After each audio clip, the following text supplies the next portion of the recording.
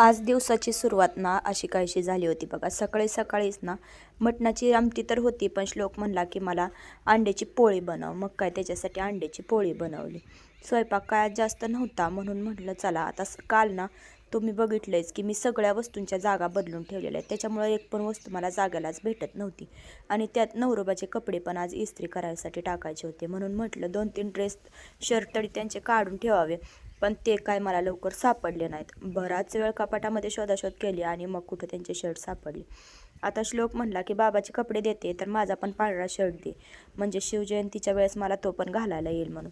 मग काय त्याचे पण कपडे काढले. आता पांढरा ड्रेस तर त्याचा काढला होता, पण त्याचं असं म्हणणं होतं की माझा केशरी ड्रेस पण काढ, पण तो काय मला भेटला नाही. म्हटलं जाऊ दे बाबा, केशरी शर्ट काय भेटत नाही मला आता, केशरी ड्रेस तुझा.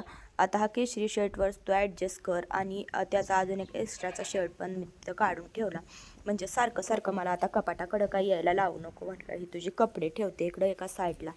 आता बाहेर येऊन बघितलं तर सासूबाईंनी ना एवढा सगळा पसारा काढून ठेवला होता. आता हा कशासाठी तुम्हाला माहिती आहे का? हे सगळं ना भंगारचं सामान आहे. मग काय घराच्या भोवती असं सगळं पडलेलं होतं, तर मग या भंगार घेणाऱ्या दादांना सासूबाईंनी बोलवलं होतं, तर मग त्यांनाच देण्यासाठी एवढा सगळा पसारा काढला होता.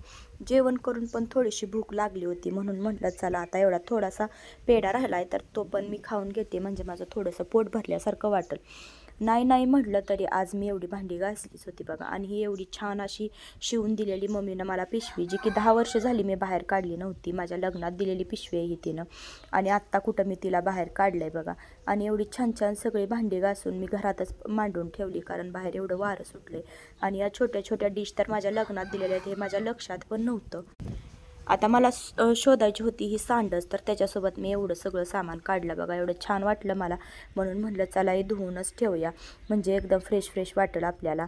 आणि आता ही सगळी भांडी ना एकदम चकाचक अशी सुकली की मग व्यवस्थित भरून ठेवावी म्हटलं. आज ना वाळवण पण बाहेर घातलं होतं, मग काय त्याच्यामध्ये शेंगा आणि बाजरी पण घातली होती. याच्यामध्ये ना थोडेसे बारीक बारीक किडे व्हायला लागले, म्हणून हे शेंगा आणि बाजरी पण घातली होती. मस्तपैकी उन्हात वाळून किडे तर सगळे बाहेर पळून गेले होते बरं का. आता मला ना ही भांडी तर घासलेली सकाळची आहेतच एवढी बघा, पण एवढी भांडी अजून घासायची बाकी आहे. पण म्हणलं श्लोक आणि ओवी शाळेतून आली ना मगच घासाय, म्हणजे त्यांचं पण डबंही पण त्याच्यामध्ये येतील. आता उद्या ना मला ही दोन्ही पण रॅक स्वच्छ करायचे आहेत, त्याच्यामुळं म्हटलं जरा बघून घेऊया नियोजन कसं कसं होतंय.